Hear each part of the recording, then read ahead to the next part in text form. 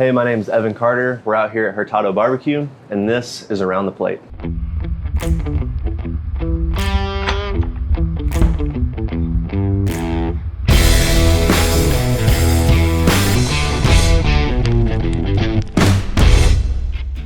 All right, guys, welcome back to another episode of Around the Plate. I am joined once again with my good friend Evan Carter, outfielder for the World Series champion Texas Rangers, and we're gonna show you guys how to make something that you've probably never seen before, and that is a poteet strawberry glazed pork rib. Something that we've never done in the restaurant. I tried it out this morning. It was awesome. We were gonna do just regular pork ribs, Texas style pork ribs, not Memphis pork ribs. They're not that good, but we're gonna try it out with this strawberry glaze from my buddy Wes Wicker at Big Wicks. I think you're really gonna like it. It's got a nice amount of heat and sweet to it.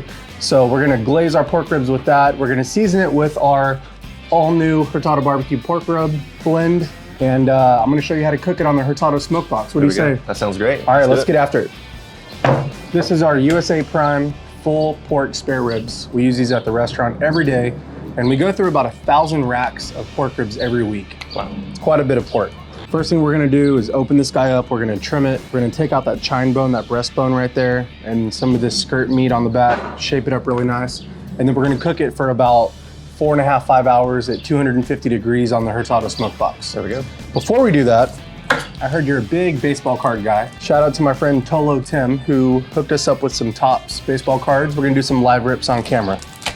So what is your most prized baseball card that you have? I have a patch auto out of 10 of Gunnar Henderson rookie cards, so that's probably my best one. That's awesome. What do you got going on there? Got a little refractor of JoJo Quiz. I got one of Yandy. Garrett Cole. There we go. There's Corey.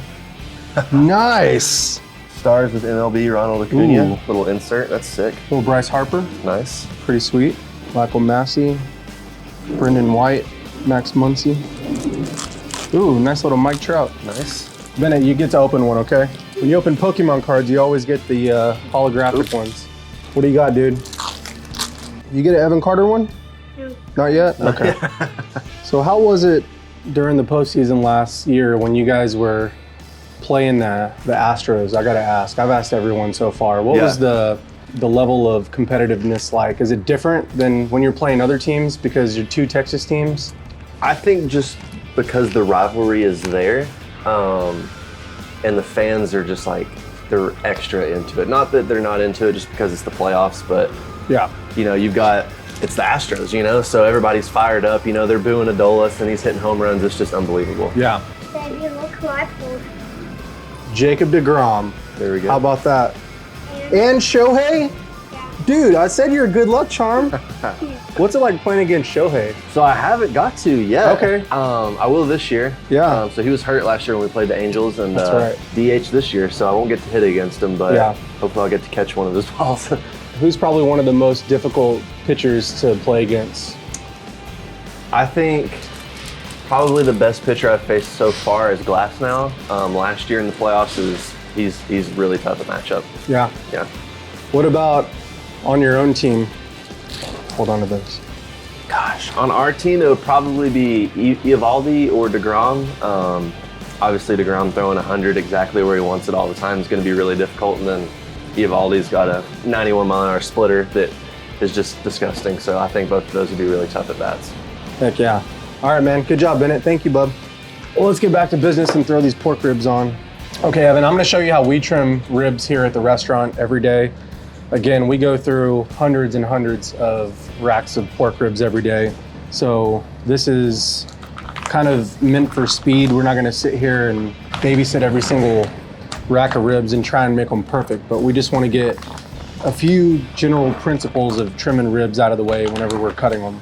So the first thing I like to do is start them upside down, and I'll go in here and take off some of this skirt meat right here and just trim that off, because when you're cooking it, it's just gonna burn up and it's not gonna be anything that you wanna eat at the end of the day. So I'll just very carefully take some of this off. And you can use that trim for sausage, or you can grind it up and use it, you know, in other things, but for the sake of what we're doing today, I'm not gonna do that. And then there's this chine bone in here. And the reason why we don't buy St. Louis ribs where that's already removed is because we're not in St. Louis, number one. Yeah. And number two, I like these really big full spare ribs when people are eating. So this is kind of a part that's pain in the butt, but we go in here and we take that off. And this is also where some of the rib tips come from. So you can save that, you can throw it on the smoker and turn it into rib tips if that's your thing. For the sake of what we're doing today, again, I'm not gonna do that. And there's some little pieces of just, cartilage and fat on here that you wanna trim up. And then I like to even out the rack of ribs on top just to where it's like one consistent length. And typically this last little bone right here is just gonna burn up, so I'll remove that guy on there. So that's what your rack of ribs should look like when you're done. You want it to be really nice and uniform on all the sides, a little curved on top, and the edges, you don't want any like pieces sticking out or anything like that. So we have our Hurtado pork rub. Okay. This is not just a traditional salt and pepper. It's got a lot of chili powder, cumin, garlic powder, different flavors that you might not see in a typical barbecue restaurant. And the first thing I like to do is start by seasoning the bottom, and I'm gonna let you do the honors. Okay. Same thing with the turkey breast, just kind of a nice even coat. And then when I season it, I like to kind of cup my hand right there so that you get seasoning like all on the edges as well. Cool. So go ahead and knock it out. So I gotta ask you, who is like your biggest inspiration as a baseball player? I think there's a lot of ways to answer that. You could take people that have really defied the odds, or defied the odds and kind of made it to the big leagues when everything was against them, and then the people that have had a ton of success. I think for me, somebody that I've always looked up to playing, just I love the way they play, I love the attitude that they bring to the games, Christian Yelich. That's somebody that I watched when I was little growing up, so that'd probably be it for me. Heck yeah. What about off the field? Who's a big inspiration for you? I think off the field, I think Marcus Semien is somebody that would be a really good answer for that, just with how much he does for the community, how much he's involved. He's always doing some type of, I guess, good work for the people around him, so I think that's really cool. Heck yeah. It's funny, a couple weeks ago, I got a phone call from our manager at our Fort Worth location, and he was like, hey, Marcus Semien's in here eating with his family, what do you want me to do? I was like, feed him. First off, I guess they were hanging out at the zoo and I've never seen him at the restaurant before, and he just showed up to come eat, which is really cool. Super cool. Just to come out and support a small business like that, it means a lot. All right, so if you want to go ahead and flip those over, we're going to season the top of the ribs. And when you season it this time, I want you to start out a little bit higher up so you can get like a really even coat, and just like that. Okay. All right, and then we're going to throw them directly on the smoke box. We're going to cruise about 250, 275 degrees.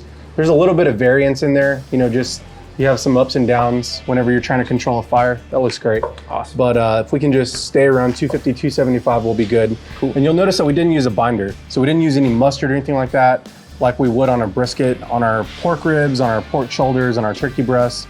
I don't think they need a binder. Okay. It's just gonna kind of make that seasoning clump up a little bit, and I'd prefer to just do it straight, seasoning on the protein. Awesome. So if you wanna open that smoke box up, we're gonna throw these guys on. Cruising steady, and we will see those in about 4.5 hours. All right, Evan, so the ribs have been on for about 3 hours now. I'm gonna go ahead and spritz them with a little bit of apple cider vinegar. Same thing we did with the turkey. We just want them to get some nice color to them, create some humidity inside of the cooking chamber. And then we're gonna let them roll for about another hour. And then we're gonna glaze them with our Big Wick strawberry jam. It's awesome. You're gonna have to try this stuff. It's really good. So here's what our ribs look like after about 3 hours. And you can tell they're starting to get some good bark. And you can see like all the seasoning in that pork rub, the black pepper, the chili powder, the little granules in there. And that's what's gonna build a really nice bark. When they're done, they're gonna be like super, super dark mahogany color. And that's what we're looking for. And then you'll start to see when they're done, some pullback on these bones right here. The way that I check a rack of ribs when they're done is I will hold them up like this, and if they start to bend, then you know that they're getting close. If you see the fat on top start to crack, you know that they're pretty much done. And then if you can push back in here and create some separation from the bone, you know that they're also done, but this clearly is not quite there yet. So we're gonna let those roll for a little bit longer, and then we're gonna go ahead and wrap them with that big wicks. Okay. Cool. Perfect. Let's get that guy shut and then we'll let him go.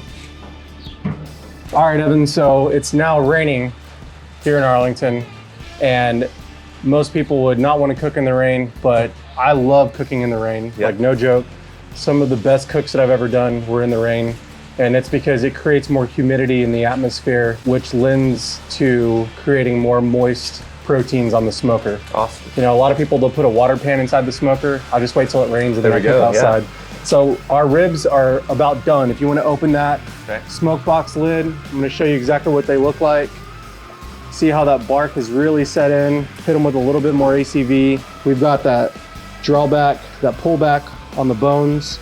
And if I lift this, you can see how that fat's starting to really separate. Yeah. They're starting to crack a little bit. They're ready to wrap. So we're going to go over here. And if you will open this Big Wicks strawberry, and just drizzle some on here. So the thing that I really like about Big Wicks is it has a smoked mesquite smoked jalapeno in it. There you go, that's perfect. But we're gonna go ahead and set these guys on here. You can see the little mesquite smoked jalapeno pieces in there. So it's got a little bit of sweet, it's got a little bit of heat. And then let's put just a little bit on here. You can drizzle some on there too. And again, I haven't made too many of these before, so this is something new for both of us. Awesome. And we're gonna go ahead and wrap this and let it go for just a little bit on the smoker, like maybe 20 minutes or so. Put them back on. And we'll see how they turn out. Awesome. All right, so our ribs are ready. They've been on the smoker for an additional 15, 20 minutes to get that jelly flavor on there. We're gonna go ahead and cut them up and try them. What do you say? Sounds great. So the first thing I noticed is that jelly is just like really prevalent on here. The thing that's cool is we didn't lose any bark. Those are beautiful. Look at that. You can smell it too. There's like so many different smells and senses going on here. Let me go ahead and get them cut up. You can try them.